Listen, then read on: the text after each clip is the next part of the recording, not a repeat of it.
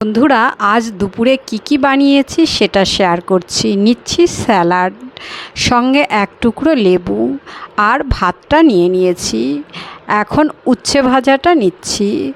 আর এটা লাউ ডাঁটা বানিয়েছি, লাউয়ের শাক। লাউ শাকটা তৈরি করেছি আলু, পটল, গাজর, বড়ি দিয়ে। আর নিচ্ছি মুসুরির ডাল। একদম সিম্পলভাবে মুসুরির ডালটা তৈরি করেছি।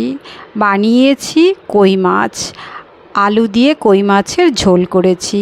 আদা, লঙ্কা, জিরে বাটা দিয়ে এই কই মাছের ঝোলটা অসাধারণ হয়েছে। আর চিপস ভাজা, নিচ্ছি মিষ্টি দই। ব্যাস, আজকের থালিতে এই ছিল রেসিপি। কেমন লাগলো বন্ধুরা? যদি ভালো লাগে তাহলে অবশ্যই লাইক, কমেন্ট, শেয়ার এবং সাবস্ক্রাইব করতে একদম ভুলবেন না। আজকের মতো এখানেই শেষ করছি। ধন্যবাদ।